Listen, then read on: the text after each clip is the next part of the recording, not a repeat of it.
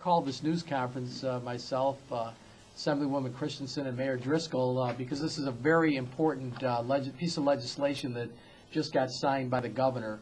And basically what it does is it gives the city of Syracuse a tool by which vacant, hazardous properties can be renovated, and an incentive for them to be renovated by providing a tax break for the individual who's willing to do that. Similarly, it's available for vacant properties to renovate vacant properties in the town, in the city of Syracuse. It's my understanding there's about 1,000 vacant homes in Syracuse. To make it attractive for new residents, you need some kind of incentives, and that's what this bill would do. That's now become a law.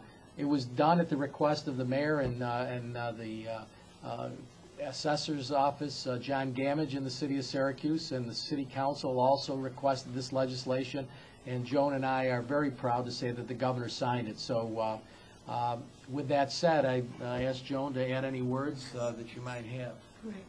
Well, vacant property and deteriorating neighborhoods have been a problem in the community, and the mayor has come up with a good way to resolve part of the issue by giving developers an incentive, a tax incentive, and not only to develop large areas of the city that have multiple homes in them, but this is new, and this is really groundbreaking legislation in more ways than one, no pun intended, because the legislature had never seen legislation like this before. It was brand new, which is why it took so long, and I apologize for that, because this has never been done.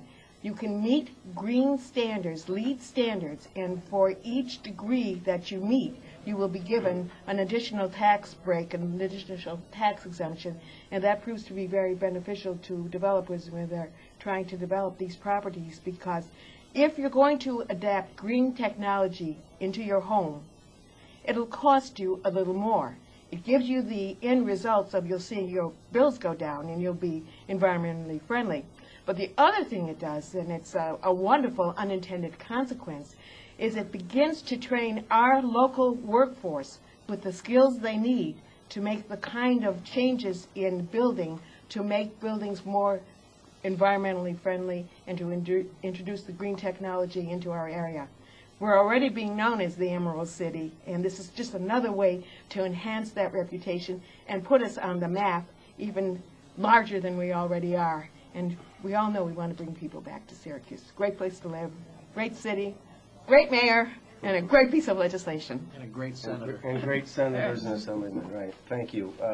Let me begin by, first of all, thanking John and Joan and the entire delegation, and I want to thank the governor as well for signing the legislation. This really began in December of 2007, and I want to congratulate and recognize John Gamage for his efforts with me when I brought this to John. Obviously, he's been doing this a long time and talked about innovative ways that we could really ignite investment into the city that we haven't seen before, both in terms of the private sector and, of course, our housing partners. And so, John, I want to recognize you and thank you for that.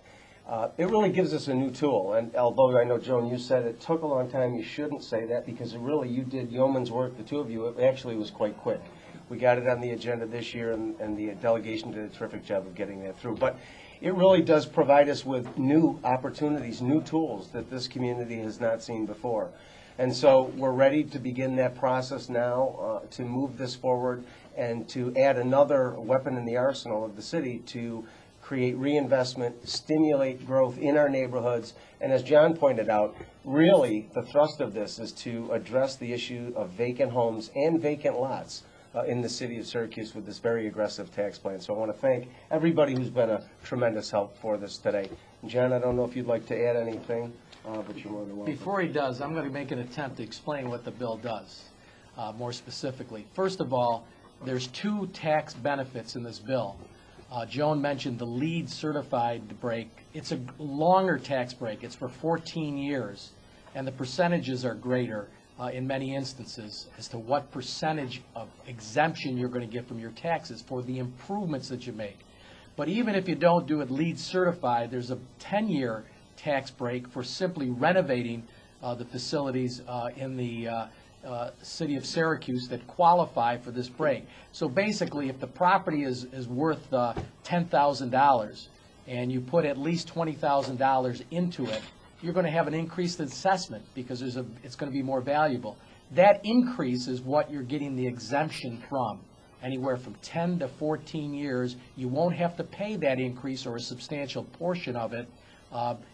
And so you're not penalized for doing these renovations, and it gives an incentive for people to make those renovations. And so that's generally how it works, and hopefully this tool will be used by developers. And the most important part of it, I think, right now is things that are happening on the near west side, where the renovations are taking place, and also on the near north side in Prospect Hill. And you're going to see it all over the city, and I hope developers will take advantage of this program.